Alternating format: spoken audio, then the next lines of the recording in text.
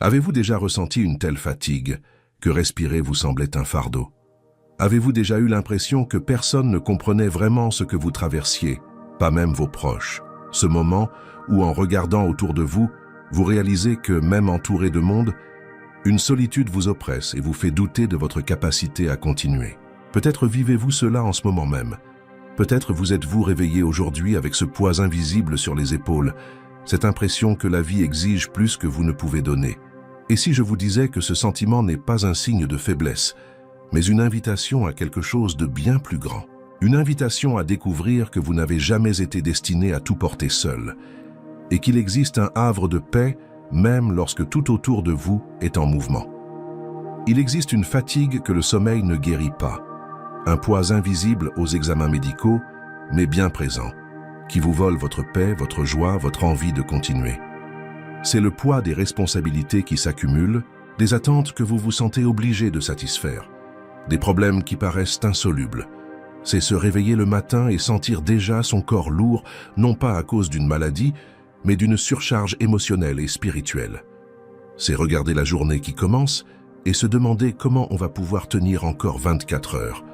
Et au milieu de tout cela, il y a des moments où l'on se demande où est Dieu, pourquoi il semble si loin, pourquoi la vie est devenue si difficile. Ce poids invisible revêt de multiples visages. Parfois, c'est la pression financière qui vous empêche de dormir paisiblement, vous hantant à l'idée de payer vos factures chaque mois, de gérer vos dépenses, de subvenir aux besoins de votre famille. D'autres fois, c'est le poids émotionnel d'une relation qui s'effrite. Un mariage qui bat de l'aile, une amitié brisée ou l'éloignement croissant avec un être cher. Il peut s'agir du poids d'une maladie, la vôtre ou celle d'un proche, de cette incertitude face à l'avenir, de cette peur qui vous serre la poitrine à chaque fois que vous pensez à ce qui pourrait arriver. Ou peut-être est-ce le poids d'une profonde déception, d'un rêve brisé, d'un projet qui a échoué, d'une espérance anéantie par une dure réalité. Et vous savez ce qui rend ce fardeau encore plus difficile à porter. C'est la solitude qui l'accompagne. Car même entouré de monde, même avec une famille, des amis, une communauté, il arrive qu'on se sente complètement seul face à l'épreuve.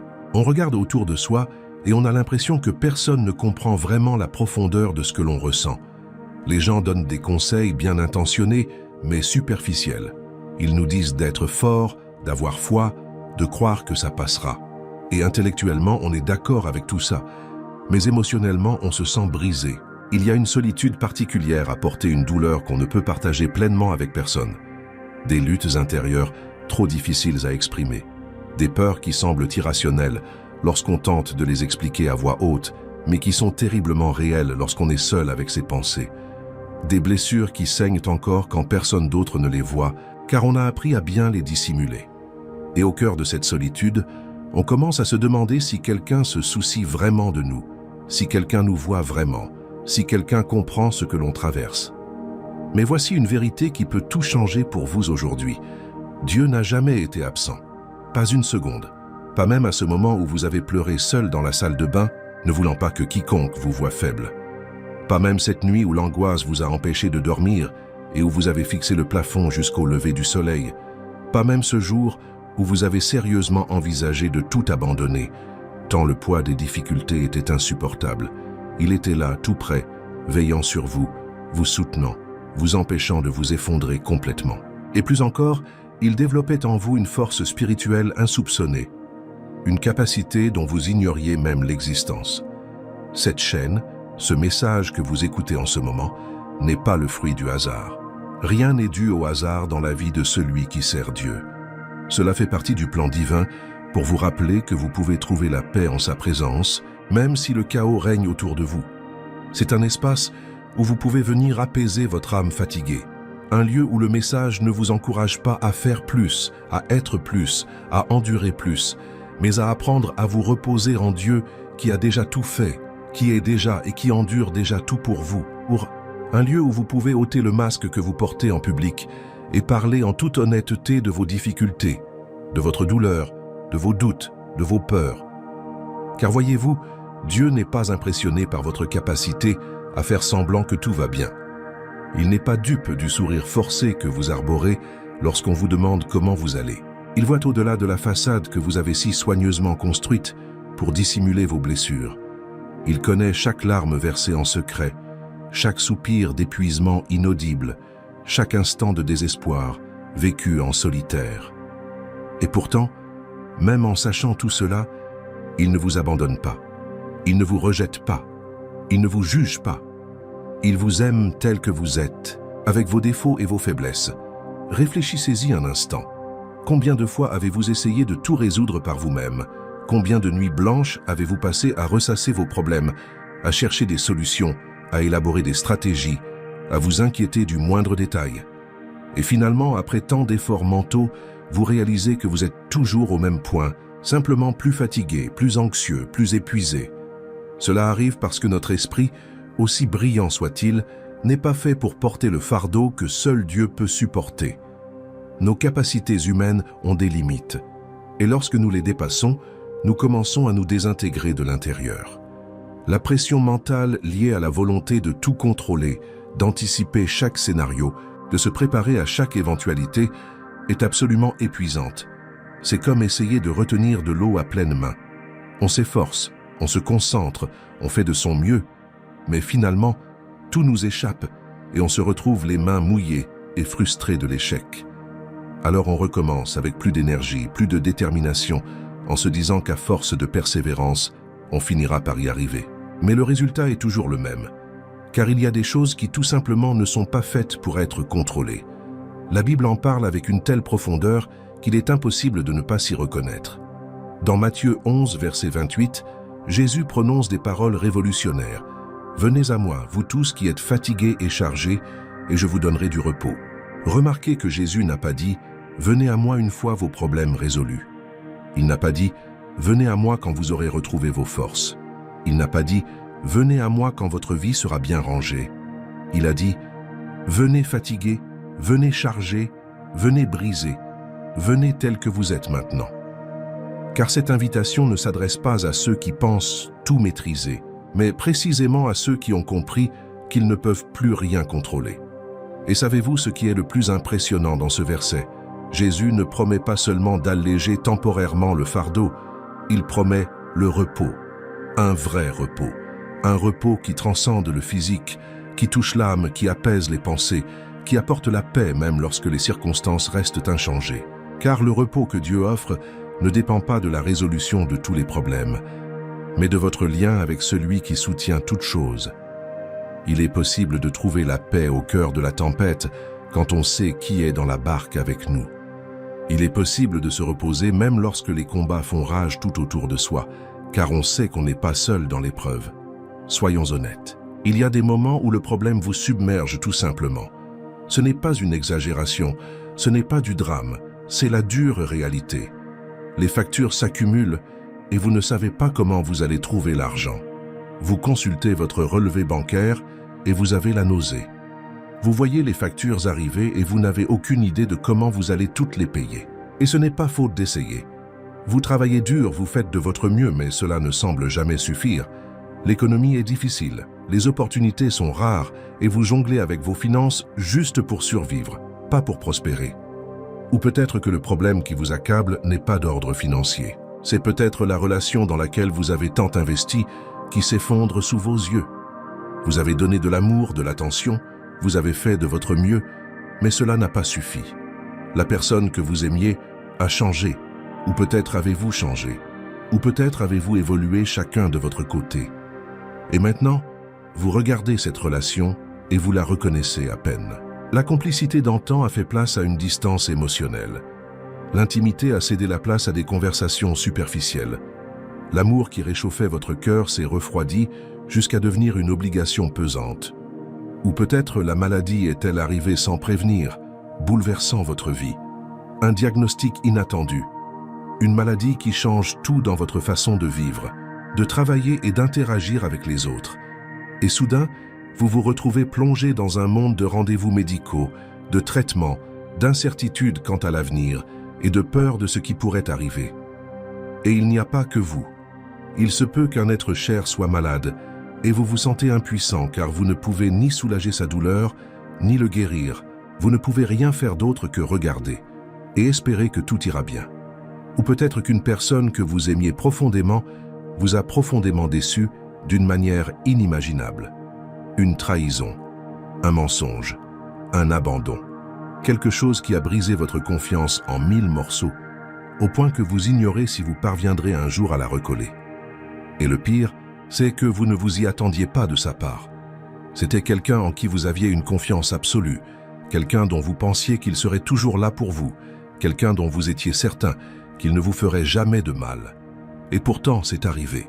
Désormais, vous portez non seulement la douleur de ce qui a été fait, mais aussi la désillusion d'avoir eu si tort à son sujet. Ou peut-être avez-vous donné le meilleur de vous-même au travail, vous êtes-vous investi corps et âme, avez-vous sacrifié du temps avec votre famille, renoncé à d'autres opportunités, investi toute votre énergie et votre créativité, et pourtant, cela n'a pas suffi. Vous n'avez pas obtenu la promotion que vous méritiez. On vous a reproché quelque chose qui n'était pas de votre responsabilité. Vous avez été sous-estimé, malgré tous vos efforts. Pire encore, vous avez perdu votre emploi, et vous vous retrouvez maintenant face à l'incertitude de ne pas savoir comment subvenir à vos besoins, comment payer vos factures, comment reconstruire votre carrière. Et au milieu de tout cela, il y a ces combats invisibles, ceux qui se livrent dans le silence de votre chambre, quand tout le monde vous croit en sécurité, dans la solitude de vos pensées, quand vous souriez en apparence mais que vous vous effondrez intérieurement, dans l'obscurité du petit matin, quand tout le monde dort et que vous êtes là, face à des démons intérieurs dont personne n'imagine l'existence, luttant contre les pensées d'inadéquation, d'échec, de désespoir, luttant contre la peur qui vous paralyse, l'angoisse qui vous consume, la dépression qui vous accable. Ces fardeaux constants s'accumulent, les uns sur les autres, comme des briques dans un sac à dos. On croit en avoir surmonté un, résolu un problème, allégé un peu le fardeau. Mais voilà qu'un autre surgit, puis un autre, et encore un autre, jusqu'à ce qu'on ne puisse plus distinguer où un problème s'arrête et où le suivant commence, car tout est devenu une masse informe d'anxiété, de peur, d'incertitude, de frustration et d'épuisement. On a l'impression de se battre sur tous les fronts à la fois. Des batailles extérieures contre des circonstances incontrôlables, des batailles intérieures contre ses propres pensées et émotions qui semblent avoir leur propre vie. Et chaque jour qui passe, vous sentez vos forces vous quitter, comme une batterie qui se décharge sans avoir le temps de se recharger. Votre espoir s'amenuise car vous avez vu tant de choses mal tourner que vous vous attendez automatiquement au pire. Votre foi est mise à l'épreuve d'une manière inimaginable, poussée à des limites insoupçonnées, et vous vous demandez combien de temps encore vous pourrez supporter ce rythme, cette pression, ce poids constant qui pèse sur vous. Voici la grande illusion dans laquelle beaucoup d'entre nous tombent. L'erreur qui peut nous coûter notre santé mentale, émotionnelle et spirituelle. Nous pensons devoir tout endurer seuls. Nous croyons qu'être fort signifie ne jamais demander d'aide, qu'être mature signifie tout résoudre sans dépendre de personne, que la foi consiste à cacher ses blessures et à faire comme si de rien n'était, à afficher un sourire et à dire « Amen » en réunion, alors qu'à l'intérieur on crie au secours. Que montrer de la fatigue est un signe de faiblesse spirituelle, comme si les personnes de foi véritable ne se fatiguaient jamais, ne se sentaient jamais submergées, ne luttaient jamais contre le doute et la peur. Alors, nous enfilons un masque soigneusement confectionné. Nous sourions au monde alors qu'à l'intérieur nous pleurons. Nous disons que tout est sous contrôle alors qu'en réalité, tout s'effondre. Nous répondons « Je vais bien, merci » quand on nous demande comment nous allons, même si c'est le mensonge le plus éloigné de la vérité. Nous publions des photos joyeuses sur les réseaux sociaux tout en cachant le chaos qui règne dans nos vies. Nous chantons des louanges à l'église, les mains levées, alors que nos cœurs sont trop lourds pour vraiment prier. Et nous agissons ainsi parce que, d'une manière ou d'une autre, nous avons été convaincus que la vulnérabilité est une faiblesse, qu'admettre nos difficultés est un défaut de caractère, que demander de l'aide est un signe d'incompétence, que montrer nos blessures est un manque de foi. Mais rien n'est plus faux, car Dieu ne vous a jamais demandé cela, jamais. Nulle part dans la Bible, vous ne trouverez Dieu disant que vous devez être fort en permanence, que vous devez tout maîtriser, que vous ne pouvez pas flancher, que vous devez tout endurer seul. Bien au contraire. Le message de Dieu est tout à fait différent. Il affirme que sa force se manifeste pleinement dans votre faiblesse. Dans la deuxième épître aux Corinthiens, chapitre 12, verset 9, Paul partage une parole profonde que Dieu lui a révélée. « Ma grâce te suffit, car ma puissance s'accomplit dans la faiblesse. » Saisissez-vous toute la portée de cette affirmation? Cela signifie qu'il n'y a aucune honte à reconnaître ses limites. Il n'y a pas d'échec à admettre qu'on ne peut plus continuer. Il n'y a pas de défaillance spirituelle à dire à Dieu et à soi-même qu'on a besoin d'aide. Car c'est précisément à ce moment-là, lorsque vous cessez enfin de vouloir être le héros de votre propre histoire, lorsque vous cessez de prétendre avoir des super-pouvoirs et que vous admettez votre humanité avec ses limites, que Dieu peut véritablement intervenir et révéler qu'il a toujours été le véritable soutien de votre vie. Votre faiblesse n'est pas la fin de votre histoire, mais le début de la manifestation de la puissance divine en vous. C'est lorsque vous êtes faible, lorsque vos propres forces vous abandonnent, que la puissance de Dieu peut rayonner le plus clairement à travers vous. Voyez comment Paul a réagi à cette révélation divine. Il n'en a pas eu honte, il n'a pas cherché à dissimuler ses faiblesses. Il a dit « C'est pourquoi je me glorifierai bien plus volontiers de mes faiblesses, afin que la puissance du Christ repose sur moi.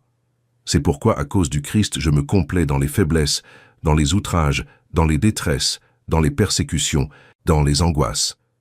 Car lorsque je suis faible, c'est alors que je suis fort. » Il avait compris une chose que beaucoup d'entre nous apprennent encore, que notre faiblesse, reconnue et abandonnée à Dieu, est la porte à laquelle sa puissance surnaturelle peut agir dans nos vies. Alors écoutez-moi attentivement et laissez ceci pénétrer profondément dans votre cœur. Dieu ne s'attend pas à ce que vous enduriez tout seul. Il n'est pas là, les bras croisés, à attendre que vous résolviez tous vos problèmes pour ensuite vous féliciter d'avoir réussi sans lui. Il ne mesure pas votre spiritualité à votre capacité à supporter la pression sans vous plaindre. Il attend que vous reconnaissiez votre besoin de lui, que vous veniez à lui tel que vous êtes, brisé, fatigué, perdu, blessé, vaincu, sans force, et que vous le laissiez agir comme lui seul peut le faire. Car vouloir tout résoudre seul n'est pas de la foi, c'est de l'orgueil déguisé en spiritualité. C'est se croire plus capable qu'on ne l'est réellement. C'est se faire plus confiance qu'à Dieu. La vraie foi, la foi qui plaît à Dieu, la foi qui déplace les montagnes, c'est dire à Dieu avec humilité et sincérité « Je ne peux pas, mais je sais que tu le peux. Je n'ai pas la force, mais tu es fort. Je ne vois pas de solution, mais tu vois ce que je ne vois pas. Je ne sais pas quoi faire, mais je sais que tu le sais. Alors je remets cela entre tes mains et je choisis de dépendre entièrement de toi. » Puisque nous abordons ce sujet avec autant de sincérité et de profondeur, j'aimerais vous demander une faveur, à vous qui regardez cette vidéo. Si ce message vous touche, si vous sentez qu'il correspond exactement à ce que vous aviez besoin d'entendre aujourd'hui, si ces mots résonnent au plus profond de votre âme, faites quelque chose pour moi. Aimez cette vidéo. C'est un geste simple, qui ne prend qu'une seconde, mais qui compte beaucoup. Abonnez-vous à la chaîne et activez les notifications, car c'est un espace où nous pouvons parler librement de nos difficultés. Ici, nul besoin de feindre la perfection, nul besoin de porter un masque, nul besoin de dissimuler ses blessures. Ici, nous parlons ouvertement des difficultés de la vie, des épreuves de la foi, de la manière de continuer à faire confiance à Dieu même quand tout semble aller de travers. Et ensemble, en tant que communauté d'êtres imparfaits aimés d'un Dieu parfait, nous cherchons le repos et le renouveau en sa présence. Cela permet à ce message d'atteindre d'autres personnes qui traversent les mêmes épreuves, qui mènent les mêmes combats, qui ont besoin d'entendre qu'elles ne sont pas seules. Parlons maintenant d'une des plus grandes erreurs que nous commettons sous pression, un schéma destructeur que nous répétons sans même nous en rendre compte. Reporter nos soucis sur nous-mêmes plutôt que sur Dieu. Lorsqu'un problème surgit dans votre vie, petit ou grand, où le portez-vous instinctivement en premier? Si vous êtes tout à fait honnête avec vous-même, c'est probablement dans votre tête. Vous commencez à y penser. Et à y penser encore, et encore. Vous analysez le problème sous tous les angles. Vous passez mentalement en revue chaque détail. Vous imaginez tous les scénarios possibles. Vous élaborez des solutions mentales complexes. Vous planifiez des stratégies. Vous anticipez les obstacles. Vous prévoyez les catastrophes. Votre esprit devient un champ de bataille où 1000 pensées s'affrontent simultanément, chacune criant plus fort que l'autre, chacune exigeant votre attention immédiate. Et plus vous réfléchissez, plus le problème semble grandir, se préciser et atteindre des proportions toujours plus vastes et effrayantes. L'esprit humain possède une capacité incroyable, presque surnaturelle, à transformer une situation difficile mais gérable en une tragédie apocalyptique aux proportions épiques. Il prend un problème réel et concret qui existe objectivement, et l'amplifie d'un millier de problèmes imaginaires qui ne se sont même pas encore produits et qui ne se produiront peut-être jamais. Il crée des scénarios d'échecs qui ne sont que de lointaines possibilités et non des réalités garanties. Il anticipe des souffrances qui ne se matérialiseront peut-être jamais. Il érige des prisons mentales de peur et d'anxiété fondées sur des hypothèses, des suppositions et des « et si », et non sur des faits concrets. Et avant même de vous en rendre compte, vous n'êtes plus seulement confronté au problème initial. Vous devez gérer ce problème, mais aussi toutes les versions terrifiantes et catastrophiques que votre imagination a engendrées. C'est comme si votre tête s'était transformée en un véritable laboratoire de cauchemars, fonctionnant 24 heures sur 24, 7 jours sur 7, sans relâche, créant sans cesse de nouvelles raisons de vous inquiéter, de nouvelles peurs à affronter, de nouveaux scénarios apocalyptiques à envisager. Le pire, c'est que plus vous nourrissez ces pensées, plus elles se renforcent. C'est comme arroser des plantes vénéneuses. Chaque fois que vous ressassez un scénario angoissant, vous consolidez ce circuit neuronal, facilitant ainsi le retour à ce schéma. Jusqu'à ce que ces pensées négatives deviennent automatiques, votre réaction par défaut face à toute situation difficile. Vous n'avez même plus besoin de faire l'effort d'imaginer le pire. Votre esprit y pense instinctivement. Mais Dieu vous adresse une toute autre invitation. Dans la première épître de Pierre, chapitre 5, verset 7, il est écrit clairement et directement « Déchargez-vous sur lui de tous vos soucis, car il prend soin de vous. » Or, remarquez bien le verbe employé ici. « Déchargez-vous ». Il ne s'agit pas de se retenir d'une main tout en essayant de contrôler de l'autre. Il ne s'agit pas de partager le fardeau entre vous et Dieu, de garder la part que vous pensez pouvoir porter et de ne lui confier que ce qui est trop lourd pour vous. Il ne s'agit pas de lui confier temporairement le problème et de le reprendre lorsque vous vous sentez plus fort. Se décharger, c'est jeter, lancer, se libérer de ce fardeau, lâcher prise, le confier à Dieu, le transférer entièrement. Et cela ne se fait ni par un processus mental complexe, ni par une technique de méditation sophistiquée, ni par un rituel élaboré. Cela se fait par quelque chose d'étonnamment simple, si simple que nous en sous-estimons souvent le pouvoir, la prière sincère. Et quand je parle de prière sincère, je ne parle pas de belles prières éloquentes, remplies de mots difficiles, ou de formules théologiquement parfaites, qui impressionneraient un professeur de séminaire. Je ne parle pas de longues prières qui démontrent votre capacité à parler pendant des heures sans vous arrêter. Je ne parle pas de prières formatées selon des règles religieuses, avec une introduction, un développement et une conclusion bien structurées. Je parle d'une prière qui vient du cœur, brute, honnête, réelle, sans filtre, sans masque, sans prétention. Il peut s'agir d'un geste aussi simple que d'ouvrir la bouche et de dire « Seigneur, je n'en peux plus. J'ai essayé de trouver une solution par moi-même, mais je n'y suis pas parvenu. Je m'en remets à toi, car je ne sais plus quoi faire. Je ne sais plus où aller, je ne vois aucune issue. J'ai besoin de toi. » Il peut s'agir d'un cri sans parole, simplement des larmes qui coulent sur votre visage tandis que vous vous placez en présence de Dieu, car Dieu comprend parfaitement le langage d'un cœur brisé. Il peut s'agir d'un cri de désespoir, d'un hurlement de douleur, d'une explosion de frustration dirigée vers le ciel, car Dieu n'est pas effrayé par votre honnêteté brutale, il n'est pas offensé par l'intensité de vos émotions. Ce qui compte, ce qui fait vraiment la différence, ce n'est pas la forme de votre prière, ni le nombre de mots utilisés, ni même si vous avez cité des versets bibliques, ni si vous avez prié à voix haute ou en silence. Ce qui compte, c'est la sincérité, l'honnêteté, la vulnérabilité. Lorsque vous vous adressez à Dieu tel que vous êtes, sans chercher d'abord à vous améliorer spirituellement, sans tenter de dissimuler vos faiblesses, sans prétendre être plus fort ou plus saint que vous ne l'êtes réellement, un miracle se produit. Quelque chose qui défie toute explication logique, mais qui est pourtant bien réel. Le fardeau qui vous accablait commence à s'alléger. Vous ne ressentirez peut-être pas physiquement le soulagement, mais vous le ressentirez émotionnellement, spirituellement. Un soulagement vous envahit, une paix inexplicable compte tenu des circonstances, un souffle d'espoir là où régnait le désespoir, le sentiment de ne plus être seul à porter ce fardeau, qu'une force infiniment plus grande que vous a pris les choses en main. Et il ne s'agit pas d'autosuggestion, de pensée positive, ni de vous convaincre de quelque chose d'invraisemblable. C'est la véritable réponse d'un Dieu véritable qui se soucie réellement de vous et désire sincèrement vous aider. Mais voici un point absolument crucial que nous devons comprendre, car beaucoup d'entre nous se trompent sur ce point. Lorsque vous confiez quelque chose à Dieu dans la prière, vous devez vraiment, sincèrement, vous en remettre entièrement à lui. Savez-vous ce que beaucoup d'entre nous font? Nous prions en toute sincérité, nous confions notre problème à Dieu.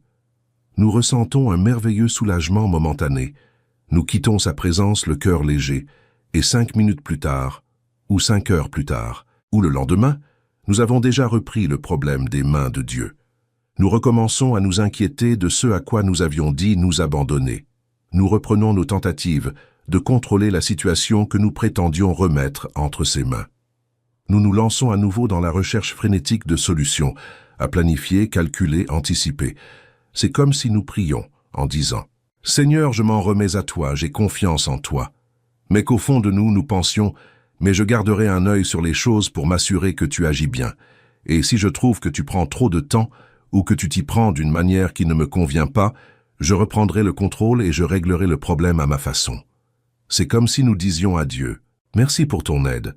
J'apprécie ton intention, mais je pense qu'il vaut mieux que je gère cela moi-même, car je connais mieux ma vie, je comprends les nuances de la situation, et franchement, je ne suis pas certain que tu la résoudras comme je le souhaite. » Bien sûr, nous ne le dirions jamais à voix haute, nous ne l'admettrions jamais consciemment, mais nos actes révèlent précisément cette attitude, et nous retombons alors dans ce cercle vicieux et destructeur d'anxiété, de peur, d'inquiétude constante et d'épuisement mental et émotionnel. Dieu ne veut pas seulement que vous priez, que vous ayez un bref moment de communion avec lui, puis que vous repreniez le contrôle de votre vie.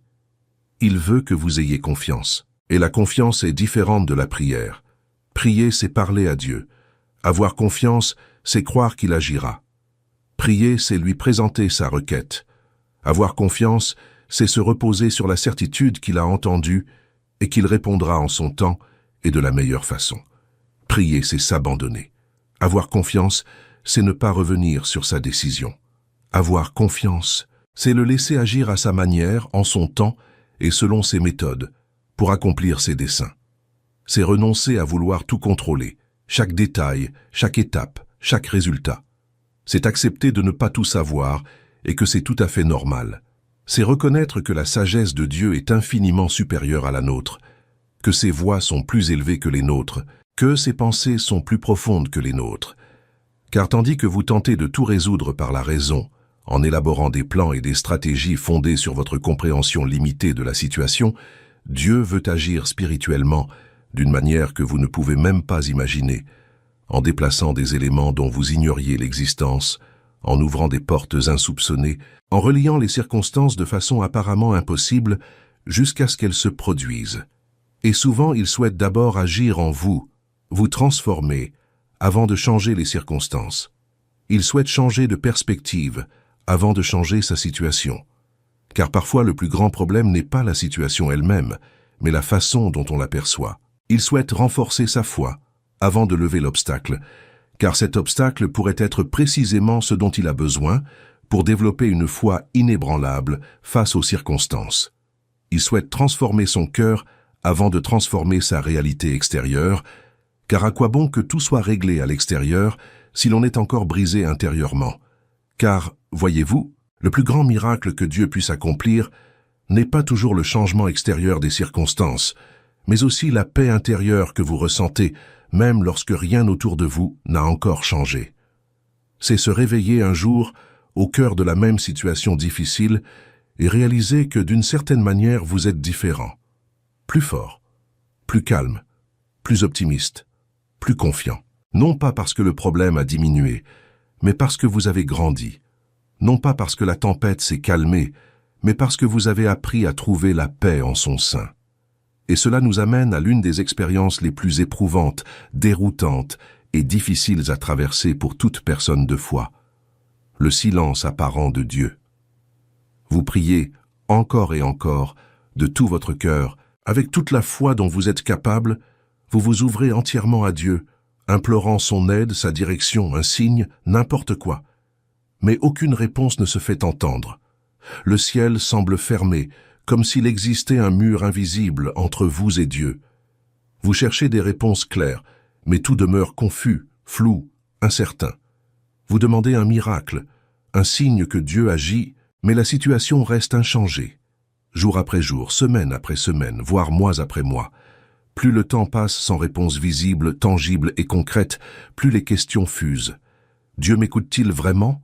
Ou mes prières se heurtent-elles simplement au plafond avant de rebondir? Se soucie-t-il réellement de ce que je traverse? Ou suis-je trop insignifiant pour mériter son attention? Ai-je commis une faute? Un péché non confessé? Une erreur qui a érigé une barrière entre lui et moi? S'est-il éloigné de moi à cause de mes mauvais choix? Ces questions sont réelles, elles sont sincères, elles sont légitimes, et il n'y a absolument rien de mal à les poser. Dieu est assez grand pour comprendre vos doutes, assez fort pour supporter vos interrogations, assez aimant pour ne pas être offensé par votre franchise, même brutale. Même les plus grands hommes et femmes de Dieu mentionnés dans la Bible ont traversé des périodes où ils se demandaient où était Dieu, pourquoi il tardait tant, s'il se souciait vraiment d'eux. David, homme selon le cœur de Dieu, écrivit dans les psaumes avec une honnêteté presque bouleversante. « Jusqu'à quand, Seigneur? M'oublieras-tu pour toujours? Jusqu'à quand me cacheras-tu ton visage? Jusqu'à quand devrais-je lutter contre mes pensées et avoir chaque jour le cœur lourd de chagrin ?» Il ne feignait pas d'aller bien. Il exprimait exactement ce qu'il ressentait, sans filtre religieux, sans chercher à paraître plus spirituel qu'il ne l'était. Job, au cœur de ses souffrances indescriptibles, ayant tout perdu, ses enfants, ses biens, sa santé, a interrogé Dieu à maintes reprises. Il n'a pas accepté passivement son sort. Il a débattu, argumenté, exprimé sa douleur et son désarroi avec force. Et Dieu ne l'a pas puni pour cela. Il ne l'a pas rejeté. Il ne l'a pas abandonné. Alors ne vous sentez pas coupable. Ne vous condamnez pas pour vous poser ces questions difficiles, pour lutter contre ces doutes qui vous tourmentent lors de vos nuits blanches. Voici une vérité puissante et transformatrice qui peut complètement changer votre perspective sur les moments de silence de Dieu, sur ces instants où vous priez sans obtenir de réponse. Le silence de Dieu n'est pas un abandon, mais une construction. Quand Dieu semble silencieux, quand vous le sentez distant, quand il semble ne pas répondre, il n'est pas absent. Il ne vous a pas oublié, il ne vous a pas abandonné. Il œuvre de manière que vous ne pouvez pas encore percevoir, dans des dimensions que vos yeux ne peuvent pas encore voir. Il fortifie votre foi à un niveau que vous n'avez pas encore atteint, vous préparant à porter davantage que vous ne pouvez le faire actuellement. Il développe en vous la patience, cette capacité à attendre sans désespoir, sans perdre espoir, sans abandonner.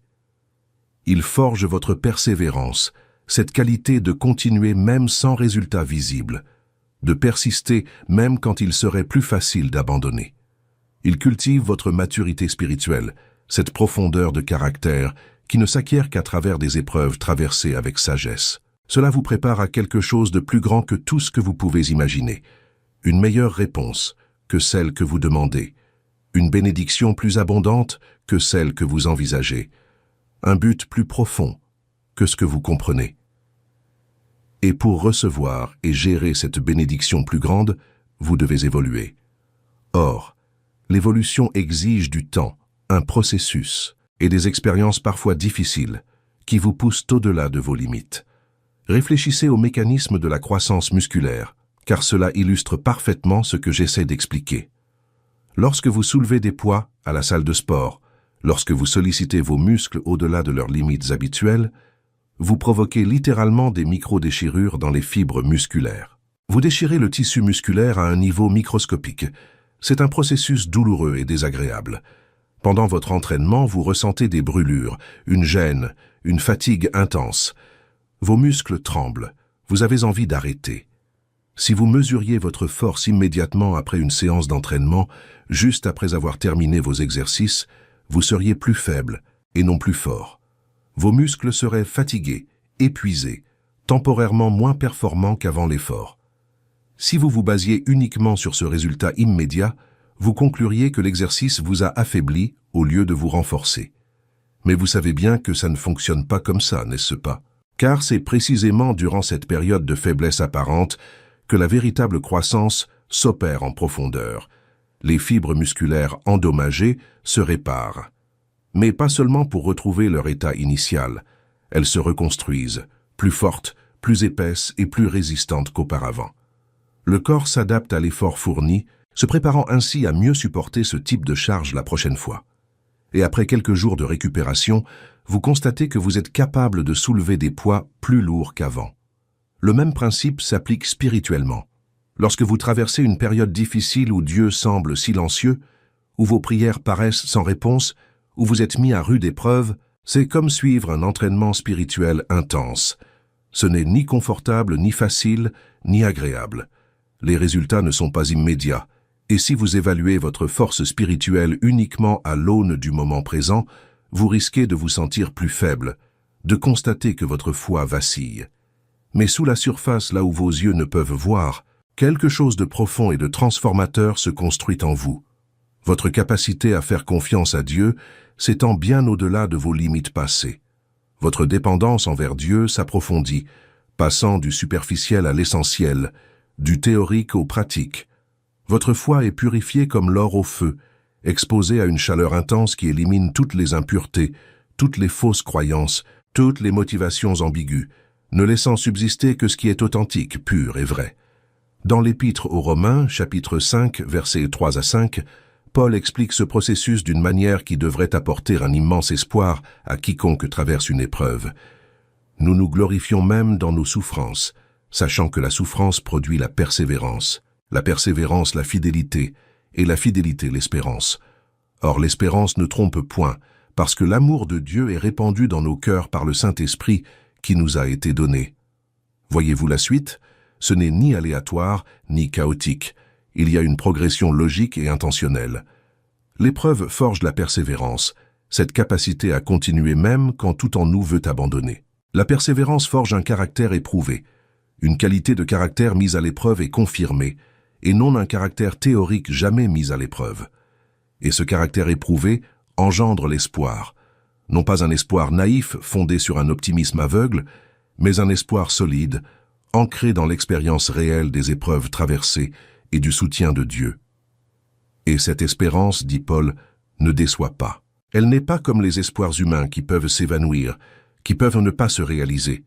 C'est une espérance certaine, car elle repose sur l'amour de Dieu répandu dans nos cœurs. C'est un cheminement, non un événement instantané, un développement graduel qui se produit au fil du temps à travers des expériences que l'on préférerait éviter, mais qui sont absolument nécessaires pour nous transformer en ce que Dieu a prévu que nous soyons. Alors, lorsque vous traversez une période d'épreuve, cette phase où Dieu semble silencieux, où rien n'a de sens et où vous ne voyez aucune lueur d'espoir, souvenez-vous que vous êtes au début d'un processus de transformation qui portera de précieux fruits dans votre vie. Dieu utilise ce temps apparemment perdu, cette période apparemment improductive, pour faire naître en vous quelque chose qui ne peut se développer dans la facilité, dans le confort, dans l'absence de défis. La persévérance ne s'apprend pas en lisant un livre sur le sujet, ni en écoutant un sermon inspirant. Elle s'apprend lorsqu'on est confronté à une situation difficile et qu'on choisit de continuer, un jour à la fois, même quand tout en nous veut abandonner, même quand il serait tellement plus facile de jeter l'éponge, même quand on ne voit pas comment on va s'en sortir, mais qu'on décide de faire un pas de plus, puis un autre, et encore un autre, jusqu'au jour où l'on se retourne et où l'on réalise qu'on a surmonté ce qui semblait insurmontable. Le caractère ne se forge pas dans le confort, lors de journées paisibles sans pression, sans décisions difficiles à prendre, sans tentation à résister. Il se forge dans les moments de pression extrême, lorsque nos choix ont un prix, lorsqu'il serait plus facile de céder mais que l'on choisit d'agir avec intégrité, lorsqu'il serait plus commode de mentir mais que l'on choisit la vérité, lorsqu'il serait plus profitable de tricher mais que l'on choisit l'honnêteté. C'est dans ces moments-là que se révèle le véritable caractère, et l'espoir qui ne déçoit jamais, cet espoir inébranlable qui vous soutient même dans les heures les plus sombres, ne naît qu'après avoir traversé l'épreuve et réalisé pendant ou après que Dieu était avec vous tout le temps, même quand vous ne sentiez pas sa présence, même quand il semblait silencieux, même quand vous vous croyiez seul. Vous regardez en arrière et voyez les traces de Dieu à chaque étape du chemin. Vous voyez comment il vous a soutenu quand vous pensiez tomber. Vous voyez comment il a pourvu à vos besoins, quand cela paraissait impossible. Vous voyez comment il vous a protégé de dangers dont vous ignoriez même l'existence. Mais pendant cette période de formation, pendant que Dieu œuvre discrètement dans votre vie, votre esprit continue de fonctionner, souvent à votre détriment. Car lorsque les problèmes vous envahissent, lorsque vous laissez les pensées négatives, les peurs et les soucis dominer votre esprit, c'est là que le véritable combat commence. Et il ne s'agit pas d'une guerre physique, visible ou tangible. Ce n'est pas une bataille livrée sur un champ de bataille visible avec des armes concrètes. C'est une guerre qui se déroule dans vos pensées, vos émotions, vos croyances sur vous-même, sur Dieu, sur l'avenir, sur vos capacités, sur votre valeur. Elle se livre dans le silence de votre esprit, dans des dialogues intérieurs que personne d'autre n'entend, mais qui façonnent profondément votre vie, vos sentiments, vos actions, vos relations aux autres. Et cette guerre invisible, cette bataille qui se livre dans l'intimité de vos pensées, peut être plus dévastatrice, plus destructrice que n'importe quelle bataille extérieure. Car nos pensées exercent un pouvoir immense, presque effrayant, sur notre existence. Elles influencent profondément nos émotions, engendrant joie ou tristesse, paix ou angoisse, espoir ou désespoir. Elles déterminent nos actions, affirmant notre courage face à l'effort ou notre paralysie par la peur, notre persévérance ou notre abandon. Elles influencent notre perception de la réalité, filtrant nos expériences à travers le prisme du pessimisme ou de l'optimisme, de la foi ou de la peur. Elles influencent nos décisions, nous orientant vers des voies bénéfiques ou destructrices. Une pensée de peur peut vous paralyser complètement, vous empêchant d'entreprendre les démarches nécessaires et vous maintenant prisonnier d'une zone de sécurité illusoire qui n'est en réalité qu'une prison. Une pensée d'échec peut vous faire abandonner avant même d'avoir essayé, vous privant d'opportunités qui pourraient changer votre vie, car vous avez déjà mentalement décidé que cela ne fonctionnera pas et que par conséquent, cela ne vaut même pas la peine d'essayer. Une pensée de culpabilité peut détruire systématiquement votre estime de soi, vous faisant croire que vous ne méritez ni amour, ni respect, ni aucune bonne chose, vous enfermant dans des schémas destructeurs, car vous vous êtes convaincu que vous ne méritez pas mieux. Une pensée de désespoir peut anéantir tout espoir en quelques secondes, vous faisant croire qu'il n'y a pas d'issue, pas d'avenir, que la vie ne vaut plus la peine de continuer. Le pire, le plus dangereux, c'est que nous ne remettons même pas ces pensées en question. Nous acceptons comme vérité absolue tout ce que notre esprit produit, supposant automatiquement que si l'on a pensé quelque chose, alors c'est forcément vrai, si l'on a ressenti quelque chose, alors cela reflète forcément la réalité. Mais la Bible nous enseigne une vérité révolutionnaire, capable de transformer radicalement notre vie sur la manière de mener ce combat intérieur. Dans l'Épître aux Romains, chapitre 12, verset 2, Paul nous livre un enseignement d'apparence simple, mais profondément transformateur. Ne vous conformez pas au monde présent, mais soyez transformés par le renouvellement de votre intelligence, afin que vous puissiez discerner la volonté de Dieu, ce qui est bon, agréable et parfait. Renouvelez son esprit. Ces trois mots recèlent un concept révolutionnaire. Ils signifient que votre esprit n'est pas figé, immuable, prisonnier à jamais des schémas que vous avez développés au fil des ans. Ils signifient que vous n'êtes pas esclave de vos pensées actuelles, de vos croyances limitantes, de vos peurs profondément ancrées. Vous pouvez les changer, les renouveler, les remplacer. Vous pouvez filtrer ce qui entre dans votre esprit et ce qui y demeure, ce que vous acceptez comme vérité et ce que vous rejetez comme mensonge. Lorsqu'une pensée angoissante s'insinue dans votre esprit sans que vous le vouliez, murmurant d'un ton convaincant, « Tu n'y arriveras pas, il est trop tard, tu as déjà essayé et échoué. Pourquoi cette fois serait-elle différente ?» Vous n'êtes pas obligé de l'accepter comme une vérité incontestable. Vous devez la remettre en question. Vous pouvez la confronter à la vérité divine. Vous pouvez répondre avec fermeté Je peux tout faire grâce à celui qui me fortifie. Avec Dieu, tout est possible. Si Dieu est pour moi, qui sera contre moi? Quand une pensée de rejet murmure sournoisement à votre oreille, personne ne se soucie de toi, tu es remplaçable. Si tu disparaissais, personne ne te remarquerait, tu n'es pas aimé. Vous pouvez lui répondre avec force par la vérité inébranlable de la parole. Dieu m'a tellement aimé qu'il a donné son Fils unique pour moi. Il me connaissait avant même que je sois formé dans le ventre de ma mère. Même les cheveux de ma tête sont tous comptés. Je suis précieux à ses yeux. Quand une pensée de désespoir vous assaille, vous disant « Il n'y a pas d'issue, tu es piégé, il n'y a aucun espoir, tu devrais abandonner car rien ne s'améliorera », vous pouvez affirmer avec conviction la vérité qui terrasse ce mensonge. Pour Dieu, rien n'est impossible. Il ouvre des portes que nul ne peut fermer. Il trace un chemin là où il n'y en a pas. Ses projets pour moi sont bons et non mauvais, afin de me donner un avenir et de l'espoir. Il s'agit d'un renouvellement de l'esprit mis en pratique. C'est apprendre à filtrer activement ses pensées à la lumière de la vérité divine, au lieu d'accepter passivement tout ce qui nous traverse l'esprit comme vrai, simplement parce qu'on l'a pensé. C'est se souvenir consciemment de ceux qui nous accompagnent, surtout dans les moments où l'on se sent le plus seul, le plus abandonné, le plus impuissant. C'est remplacer délibérément les mensonges subtils par des vérités puissantes, les peurs paralysantes par des promesses encourageantes et l'espoir désespéré par un espoir solidement ancré dans la parole immuable de Dieu. Et non, ce n'est pas facile. Cela ne se fait pas automatiquement. Ce n'est pas quelque chose qu'on fait une fois pour toutes et qui est réglé définitivement. Cela exige un effort conscient et constant jour après jour. Cela demande une pratique quotidienne, parfois même à chaque instant, surtout lorsqu'on est sous le feu des attaques.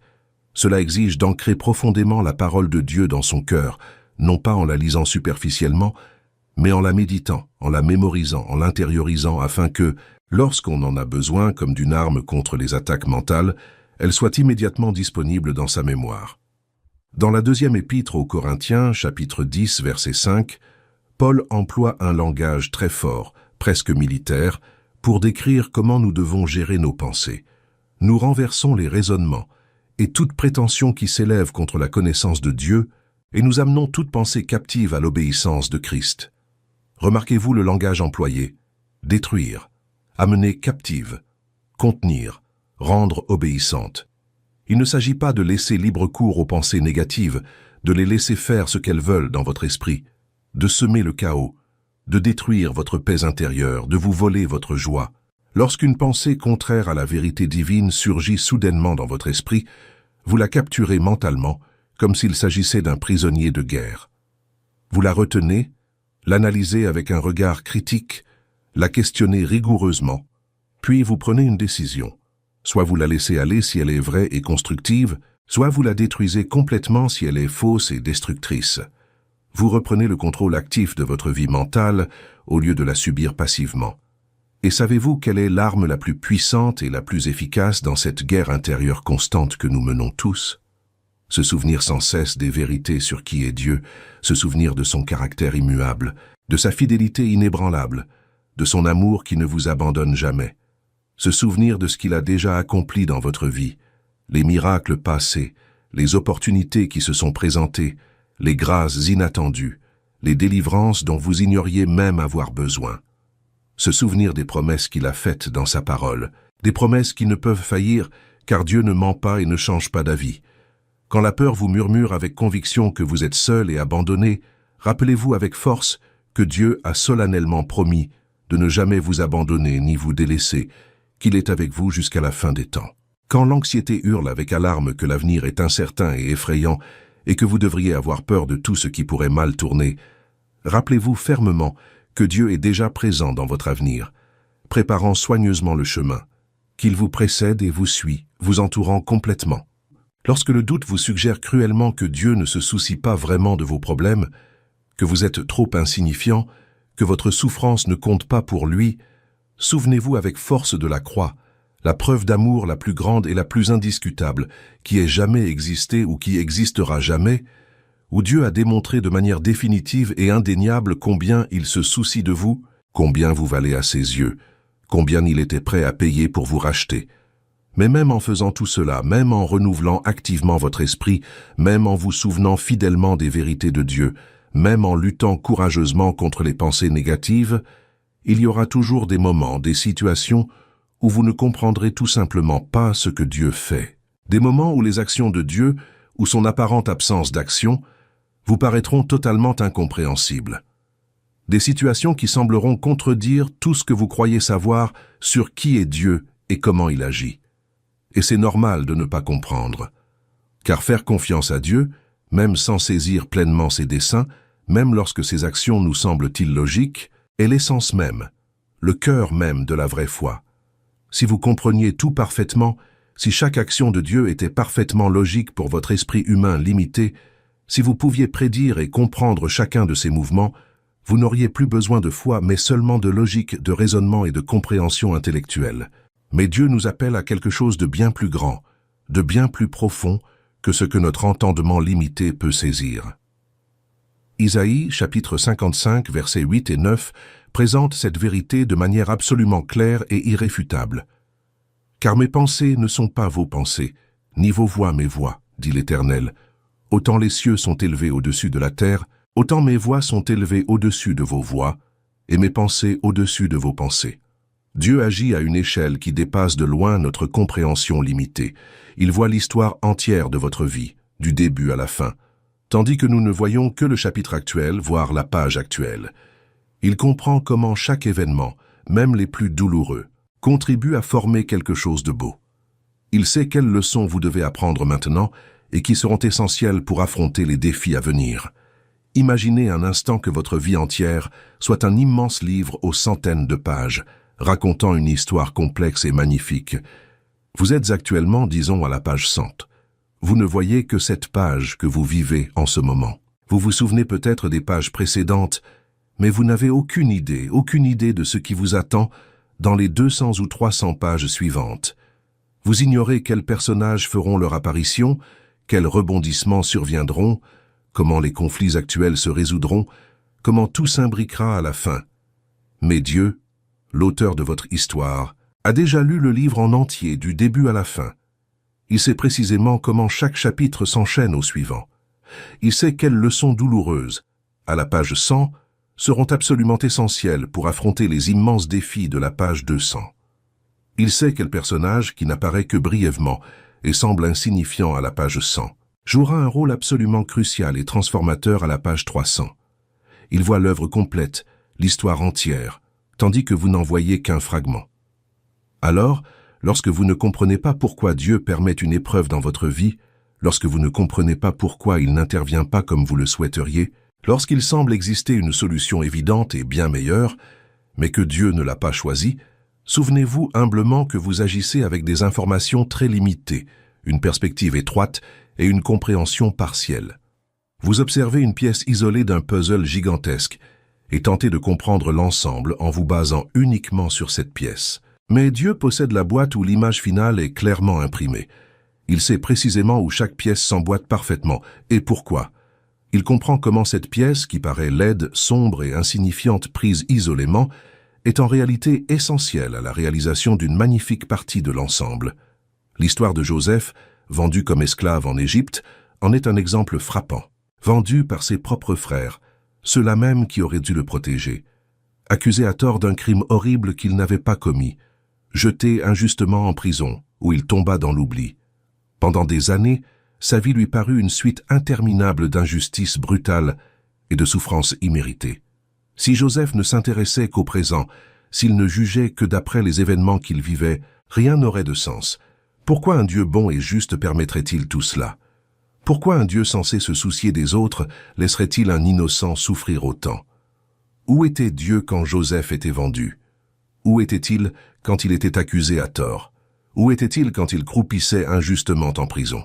Ce sont des questions légitimes que n'importe qui se poserait. Mais Dieu écrivait une histoire bien plus vaste que ce que Joseph pouvait percevoir dans ces moments sombres. Des années plus tard, lorsque toute la vérité éclata enfin, Joseph devint gouverneur d'Égypte, la deuxième personne, la plus puissante du pays. À ce poste qui semblait inaccessible pendant son emprisonnement, il sauva des nations entières de la famine dévastatrice qui ravageait la région y compris sa propre famille, qui l'avait trahi. Et lui-même, les larmes aux yeux, le reconnut clairement lorsqu'il se révéla enfin aux frères qui l'avaient vendu. « Vous aviez l'intention de me faire du mal, mais Dieu l'a transformé en bien pour accomplir ce qui se réalise aujourd'hui, sauver de nombreuses vies. » Vous vivez peut-être en ce moment même un emprisonnement injuste. Vous vous trouvez peut-être dans une partie de l'histoire qui n'a absolument aucun sens, qui semble cruelle et absurde. Mais Dieu est en train d'écrire quelque chose de plus grand que ce que vos yeux, limités par votre perspective actuelle, peuvent percevoir. Son temps, qui nous paraît souvent trop long, est parfaitement calculé pour des desseins qui dépassent notre soif de réponses immédiates, notre besoin de résolution rapide.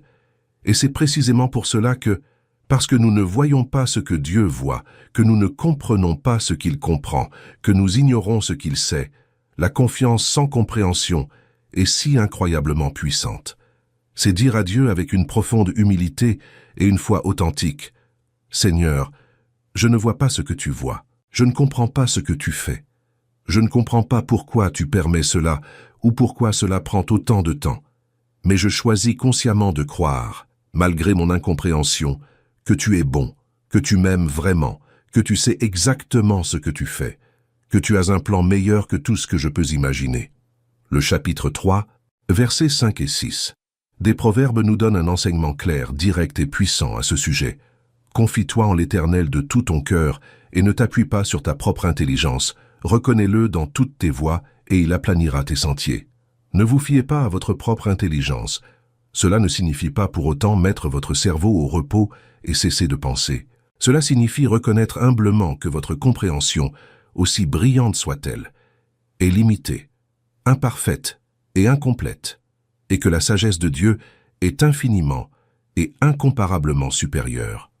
Cela signifie que lorsque votre logique humaine limitée entre en conflit direct avec la foi que Dieu vous demande, lorsque votre raisonnement vous dit une chose et que Dieu vous en demande une autre, vous choisissez consciemment la foi. Vous choisissez de faire confiance à Dieu même lorsque vous ne comprenez pas ses actions. Vous choisissez d'obéir à ses demandes, même lorsqu'elles semblent illogiques. Vous choisissez de croire en ses promesses, même lorsque les circonstances semblent indiquer le contraire. Voici une vérité profonde que beaucoup de croyants sincères ignorent. Une vérité qui peut transformer radicalement leur foi. Dieu ne se contente pas de vous offrir un résultat merveilleux à l'avenir. Il ne se focalise pas uniquement sur la destination. Il vous fortifie, vous transforme et vous façonne tout au long du processus, tout au long du chemin. Car Dieu vous fortifie profondément dans les épreuves, et pas seulement à la fin. Bien souvent, peut-être même la plupart du temps, nous demandons ardemment à Dieu de faire disparaître complètement le problème auquel nous sommes confrontés. Seigneur, éloigne de moi cela. Élimine cette difficulté. Élimine cet obstacle. Fais disparaître cette situation. Et Dieu, dans son infinie sagesse, décide souvent non pas de supprimer le problème, mais plutôt de nous donner une force surnaturelle pour le traverser, pour le surmonter. Pourquoi? Parce qu'il existe des qualités précieuses, une profondeur de caractère, une résilience spirituelle qui ne se développe que dans la souffrance, dans l'épreuve, dans la pression intense. Réfléchissez à nouveau à la formation d'un diamant, car cet exemple de la nature recèle une profonde vérité spirituelle. Un diamant ne naît pas diamant, il naît de carbone ordinaire, le même élément qui compose le charbon, le graphite, la matière courante. Mais lorsque ce carbone est soumis à une pression immense, absolument écrasante, et à une chaleur extrême et intense pendant une période prolongée, un phénomène extraordinaire se produit. Sa structure moléculaire se transforme radicalement. Ce qui était ordinaire devient précieux, inestimable, durable et magnifique. Sans ce processus brutal de pression et de chaleur, le carbone reste du simple charbon, une matière commune sans valeur particulière. Mais soumis à la pression et à la chaleur pendant une période suffisamment longue, il se transforme en un diamant éternel, capable de résister à presque tout, et qui reflète la lumière de façon sublime. Ce même principe s'applique à votre vie spirituelle. Les pressions immenses auxquelles vous êtes confrontés actuellement, les difficultés qui semblent insurmontables, l'intensité des épreuves qui vous mettent à rude épreuve, tout cela transforme en vous quelque chose d'ordinaire en quelque chose d'extraordinairement précieux. L'Épître de Jacques, chapitre 1, versets 2 à 4, l'exprime avec une clarté remarquable. « Mes frères et sœurs, considérez comme un sujet de joie complète les diverses épreuves auxquelles vous pouvez être exposés, sachant que la mise à l'épreuve de votre foi produit la persévérance. Mais il faut que la persévérance accomplisse parfaitement son œuvre, afin que vous soyez parfaits et accomplis, sans qu'il vous manque rien. » Remarquez un point crucial dans ce verset. Il ne dit pas si vous rencontrerez des épreuves, mais quand vous en rencontrerez. Les épreuves, les difficultés et les problèmes sont une composante inévitable et incontournable de la vie dans ce monde imparfait. Mais ces épreuves inévitables ont une finalité rédemptrice lorsqu'elles sont traversées avec foi. Elles développent en vous la persévérance, cette précieuse capacité à continuer malgré tout ce qui vous pousse à abandonner. Elles engendrent la maturité spirituelle, cette profondeur qui ne s'acquiert que par l'expérience et non par la théorie. Elles forgent une intégrité éprouvée, un caractère qui a résisté à l'épreuve. Elles vous apportent la plénitude, faisant de vous une personne plus complète, plus équilibrée, plus forte là où vous étiez auparavant vulnérable. La souffrance, lorsqu'elle est vécue avec foi plutôt qu'amertume, lorsqu'elle est filtrée par la présence de Dieu plutôt que par un isolement désespéré, forge une profondeur de caractère qu'on ne peut acquérir autrement. Ceux qui n'ont jamais connu de véritables difficultés, qui ont toujours eu la vie facile, ont tendance à avoir une compréhension superficielle de la vie, d'eux-mêmes, des autres et de Dieu. Ils manquent de profondeur car ils n'ont jamais été contraints de l'explorer en profondeur. Mais ceux qui ont traversé les flammes ardentes et survécu, qui ont franchi la vallée de l'ombre de la mort et en sont sortis indemnes, qui ont affronté des géants terrifiants et ont vécu pour raconter leur histoire, ces personnes possèdent une sagesse qui ne vient pas des livres, une force qui ne vient pas du monde universitaire, une compassion authentique qui ne naît que de l'expérience personnelle de la souffrance, transformée par la grâce de Dieu en une force intérieure. Dieu se sert de cette période incroyablement difficile de votre vie, cette phase que vous voudriez éviter à tout prix, pour forger une version plus forte, plus profonde et plus solide de vous-même. Une version que nul ne peut ébranler, même face à l'adversité. Une version aux racines profondes qui puise l'eau même en temps de sécheresse. Une version qui sait en qui croire et pourquoi, non par ouï dire, mais par expérience personnelle. Une version plus dépendante de Dieu et moins arrogante, moins sûre de ses propres forces limitées. Et ce n'est pas de la faiblesse au sens où le monde l'entend. C'est en réalité la plus grande force qui soit. Car lorsque vous dépendez de Dieu, lorsque vous êtes unis à lui, vous avez accès à des ressources infinies, illimitées, inépuisables. Mais lorsque vous ne comptez que sur vous-même, lorsque vous ne vous fiez qu'à vos propres capacités, vous êtes gravement limité par vos forces finies, qui finissent inévitablement par s'épuiser. Paul l'avait profondément compris. Dans la deuxième épître aux Corinthiens, chapitre 12, il parle avec franchise d'une écharde dans la chair qui le tourmentait sans cesse. Nous ignorons la nature exacte de cette épine. La Bible ne le précise pas, mais nous savons qu'elle a causé de réelles souffrances à Paul. À 3 reprises, il a imploré Dieu avec ferveur, le suppliant de l'éloigner de cette épine. À 3 reprises, il a crié vers Dieu pour être soulagé. Et savez-vous quelle fut la réponse de Dieu? Non. Dieu a dit non. Mais il ne s'est pas contenté de dire non. Il a dit plus que cela. Il a dit quelque chose de profond. Ma grâce te suffit, car ma puissance s'accomplit dans la faiblesse. La réponse de Paul est absolument révolutionnaire, transformatrice. C'est pourquoi je me glorifierai bien plus volontiers de mes faiblesses, afin que la puissance du Christ repose sur moi. C'est pourquoi, à cause du Christ, je me complais dans les faiblesses, dans les outrages, dans les détresses, dans les persécutions, dans les angoisses. Car lorsque je suis faible, c'est alors que je suis fort.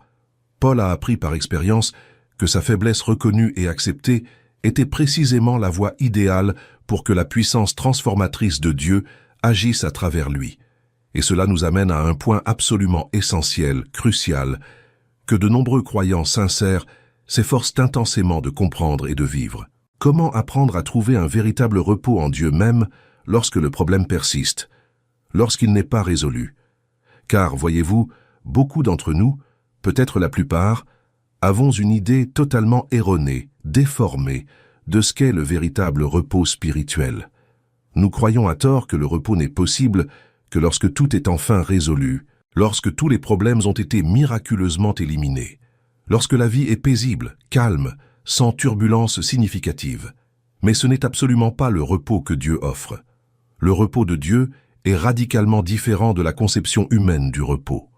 C'est la capacité surnaturelle d'éprouver une paix profonde et authentique au cœur d'une violente tempête. C'est pouvoir dormir paisiblement, même en sachant que d'énormes défis nous attendent demain. C'est ressentir une joie sincère et spontanée, même lorsque les circonstances objectives ne sont pas idéales, ni celles que l'on souhaiterait. C'est garder espoir, même lorsque la situation n'a pas encore changé, ne s'est pas encore visiblement améliorée. Ce repos que Dieu offre ne dépend aucunement de conditions extérieures favorables, ni du bon déroulement des choses. Il repose entièrement sur une confiance intérieure inébranlable, profondément ancrée dans la nature de Dieu et non dans les circonstances. Jésus l'a démontré avec une force incroyable dans l'Évangile, selon Marc chapitre 4. Les disciples traversaient la mer en barque lorsqu'une violente tempête s'est soudainement levée. D'énormes vagues s'écrasaient avec violence contre la barque. L'eau s'engouffrait à toute vitesse. Il courait un danger réel et concret de couler et de mourir. Et où était Jésus pendant tout ce chaos terrifiant? Il dormait profondément, paisiblement à la poupe, en toute sérénité, tandis que les disciples, pêcheurs expérimentés qui connaissaient bien cette mer, étaient pris de panique à l'idée de mourir. Jésus restait calme. Non pas qu'il fût indifférent à ce qui se passait, mais parce qu'il savait parfaitement et avait une confiance absolue en celui qui était maître de tout. Lorsque les disciples, désespérés, le réveillèrent enfin en criant « Maître, cela ne te fait rien que nous périssions ». Il apaisa la tempête déchaînée d'un seul mot. Un seul mot et toute la fureur de la nature s'apaisa instantanément. Puis, il posa une question révélatrice et profonde aux disciples terrifiés. « Pourquoi avez-vous si peur? N'avez-vous toujours pas la foi ?» Percevez-vous la leçon profonde qui se cache derrière ce message? Jésus ne disait pas qu'ils ne devaient pas s'inquiéter de la tempête. Elle était objectivement réelle et véritablement dangereuse. Mais même si elle faisait rage autour d'eux, menaçant de les anéantir, ils auraient pu se reposer, trouver la paix, car Jésus était dans la barque avec eux. Sa présence a-t-elle atténué la menace de la tempête? Pas nécessairement au sens physique du terme. Mais elle a rendu l'issue certaine, car celui qui commande même au vent et aux vagues était là, à leur côté. Et il est aussi dans votre barque en ce moment. Quelle que soit la terrible tempête que vous affrontez actuellement, qu'elle soit financière, relationnelle, liée à la santé, émotionnelle ou spirituelle, Jésus est là, dans la barque, avec vous. Vous n'êtes pas seul face à ces turbulences. Et s'il est avec vous, si celui qui contrôle absolument toute chose est à vos côtés, vous pouvez trouver le repos véritable, non pas parce que la tempête n'est pas réelle ou effrayante, mais parce que celui qui est plus grand que toute tempête est présent avec vous. Se reposer véritablement en Dieu ne signifie en aucun cas une absence totale de lutte ou de difficulté. Cela signifie fondamentalement ne pas porter seul un fardeau que l'on n'était pas censé porter seul. Cela signifie lâcher prise consciemment de ce contrôle illusoire que l'on croyait avoir, mais que l'on n'a jamais vraiment possédé. Cela signifie admettre courageusement sa profonde lassitude, au lieu de prétendre fièrement être un super-héros indestructible et sans limite. Cela signifie trouver une paix surnaturelle, non pas dans l'absence totale de problèmes, ce qui est rare dans cette vie, mais dans la certitude inébranlable que Dieu soutient fermement votre cœur, même lorsque tout autour de vous est chaotique et hors de contrôle. C'est cette paix extraordinaire que Paul décrit magnifiquement dans l'Épître aux Philippiens, chapitre 4, verset 7. Et la paix de Dieu, qui surpasse toute intelligence, gardera vos cœurs et vos pensées en Jésus-Christ. Une paix qui dépasse l'entendement. Une paix qui semble illogique face à la difficulté de la situation. Une paix qui défie toute explication rationnelle, mais qui est pourtant bien réelle, tangible et transformatrice. Vous regardez votre situation objectivement et vous pensez « Je devrais être paniqué, désespéré, mais étrangement je ressens une paix inexplicable mais indéniablement réelle. C'est la paix de Dieu qui agit miraculeusement en vous. Mais comment cela se traduit-il concrètement au quotidien? Comment trouver un véritable repos lorsqu'on est encore en plein cœur d'une lutte intense? Tout d'abord, il faut choisir consciemment et intentionnellement de lâcher prise sur ce contrôle illusoire que l'on croit exercer. Chaque jour, parfois plusieurs fois par jour, lorsque l'anxiété revient, il faut se le rappeler délibérément, et même le déclarer à voix haute si nécessaire, « Je ne maîtrise pas tout, et c'est parfaitement normal. Dieu, lui, est maître de tout, et il est infiniment plus compétent que moi. » Deuxièmement, vous devez sincèrement avouer à Dieu votre profonde lassitude, sans honte ni culpabilité. Dites-lui exactement ce que vous ressentez, aussi pénible que cela puisse paraître spirituellement, aussi faible que cela puisse vous faire paraître. « Seigneur, je suis épuisé, je n'ai plus de force, je suis à bout. J'ai désespérément besoin de toi. » Dieu honore bien plus une honnêteté brutale qu'une piété feinte. Troisièmement, choisissez consciemment de vous concentrer avant tout sur le caractère immuable de Dieu plutôt que de vous focaliser de manière obsessionnelle sur le problème changeant. Rappelez-vous régulièrement qui il est, et non seulement ce que vous attendez de lui. Souvenez-vous de ce qu'il a déjà accompli dans votre vie, les miracles passés, les bienfaits inattendus. Souvenez-vous des promesses précises qu'il a faites dans sa parole et qui demeurent vraies, quelles que soient les circonstances. Quatrièmement, vous pratiquez la gratitude intentionnelle, même au cœur des difficultés actuelles. Il ne s'agit absolument pas de nier la douleur que vous ressentez, ni de faire comme si le problème n'existait pas. Il s'agit de choisir délibérément de voir aussi les aspects positifs qui persistent, même au milieu de la tempête. Il s'agit de remercier consciemment pour la vie, pour cette nouvelle opportunité, pour ne pas être complètement seul, pour la présence constante de Dieu à vos côtés. La gratitude authentique transforme profondément votre perspective. Elle ne fait pas disparaître le problème comme par magie, mais elle empêche surtout qu'il n'accapare toute votre attention et votre énergie mentale. Mais la vie ne s'arrête pas patiemment pendant qu'on apprend à se reposer. Il faut prendre des décisions importantes rapidement, s'acquitter avec diligence des responsabilités urgentes et faire des choix difficiles avec détermination. Et voici une autre difficulté majeure. Comment prendre des décisions judicieuses sous une pression intense sans s'effondrer? Car les décisions prises à la hâte, dans un état de panique aiguë, d'anxiété extrême ou d'épuisement émotionnel profond, sont rarement, voire jamais, de bonnes décisions. Mais comment prendre une décision sereine sous une pression immense et accablante? Il faut d'abord bien comprendre que la précipitation anxieuse et l'urgence émotionnelle aiguë ne sont pas forcément synonymes d'importance réelle et objective. Nombre de choses semblent extrêmement urgentes simplement parce que votre anxiété est très forte, alors qu'en réalité, elles peuvent raisonnablement attendre.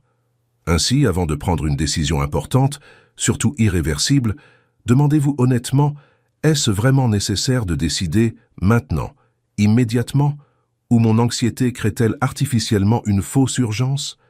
Se donner le temps de réfléchir clairement, lorsque c'est réellement possible, relève de la sagesse pratique et non de la lâcheté. Deuxièmement, il est absolument essentiel de réduire considérablement le tumulte mental avant de prendre une décision importante.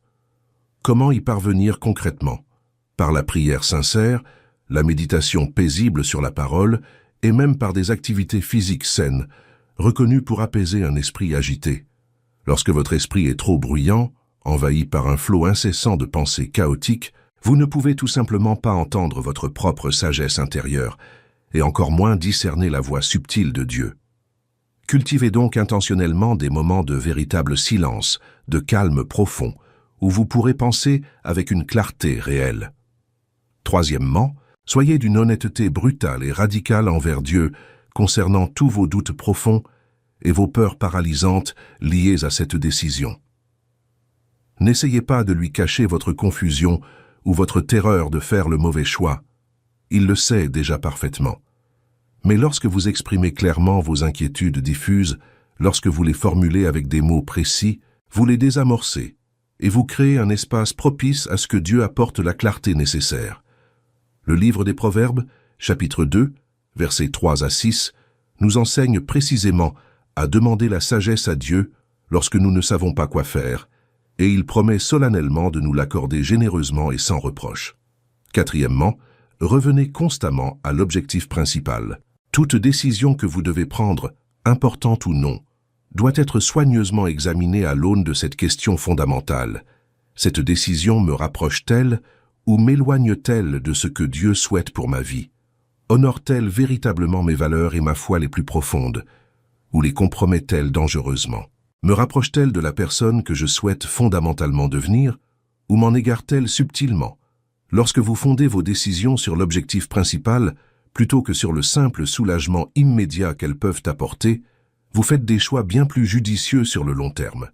Cinquièmement, agissez par petites étapes lorsque cela est réellement possible. Toutes les décisions importantes n'ont pas besoin d'être colossales et irréversibles. Parfois, une petite décision suffit à vous faire avancer dans la bonne direction, que vous pourrez ensuite évaluer soigneusement avant de passer à l'étape suivante. Inutile d'avoir un plan d'ensemble parfait, il vous suffit de voir clairement la prochaine étape pour l'aborder avec confiance. Dieu révèle souvent le chemin complet non pas d'un seul coup, mais progressivement, pas à pas, tandis que vous avancez dans la foi et l'obéissance. Sixièmement, recherchez activement les conseils avisés de personnes mûres. Le livre des Proverbes, chapitre 11, verset 14, l'affirme clairement. Faute de sages conseils, une nation tombe. Avec de nombreux conseillers expérimentés, le véritable salut est assuré. Vous n'avez pas besoin et ne devriez pas tout décider seul et isolé. Les personnes qui ont déjà vécu des situations similaires, qui ont fait preuve de maturité spirituelle, qui vous connaissent bien et vous aiment sincèrement, peuvent vous offrir des perspectives précieuses qui vous échappent sur votre chemin limité. Mais attention, ne sollicitez les conseils que de personnes qui vivent réellement ce qu'elles prêchent, et non de celles qui s'expriment avec éloquence, mais agissent de manière contradictoire. Envisager l'avenir, au lieu d'éprouver de l'espoir, ne fait qu'engendrer une nouvelle vague d'épuisement à la pensée de tout ce qui vous reste à affronter. Et voici un point absolument crucial. Vous devez reconnaître honnêtement cet épuisement. Vous devez cesser de l'ignorer obstinément, de le dissimuler, de prétendre que tout va bien, alors que ce n'est manifestement pas le cas. Car Dieu n'est pas impressionné par votre capacité à endurer héroïquement jusqu'à l'épuisement total. Il se soucie profondément de votre bien-être général, et parfois, la chose la plus spirituelle et la plus sage que vous puissiez faire est de reconnaître humblement vos véritables limites et de vous reposer véritablement, non seulement physiquement, mais aussi émotionnellement et spirituellement. Élie, l'un des plus grands et des plus puissants prophètes d'Israël, atteignit un tel point d'épuisement qu'il demanda ardemment à Dieu de le laisser mourir. Il venait de remporter une victoire spirituelle absolument monumentale sur le mont Carmel, mais terrorisé par Jézabel, il s'enfuit et s'effondra physiquement et moralement. Et que fit Dieu avec compassion? Il ne le réprimanda pas sévèrement pour sa faiblesse. Il ne lui fit pas la morale sur la foi. Avec amour, il envoya un ange le nourrir avec soin et veiller à ce qu'il dorme paisiblement. Dieu prit soin des besoins physiques fondamentaux d'Élie avant toute chose, car Dieu comprend parfaitement que nous sommes des êtres humains avec des limites physiques bien réelles, et il les respecte pleinement. Alors, si vous êtes profondément, désespérément fatigué en ce moment, écoutez bien ceci. Il n'y a aucune honte à être complètement épuisé. Il n'y a aucun défaut à avoir désespérément besoin de repos. Il n'y a aucune faiblesse spirituelle à reconnaître honnêtement que vous n'en pouvez plus. Il y a de la sagesse à s'arrêter avant de s'effondrer complètement. Il y a du courage à admettre sa vulnérabilité. Il y a une porte ouverte pour que Dieu puisse entrer puissamment en vous et vous restaurer d'une manière que vous ne pourriez pas faire par vous-même.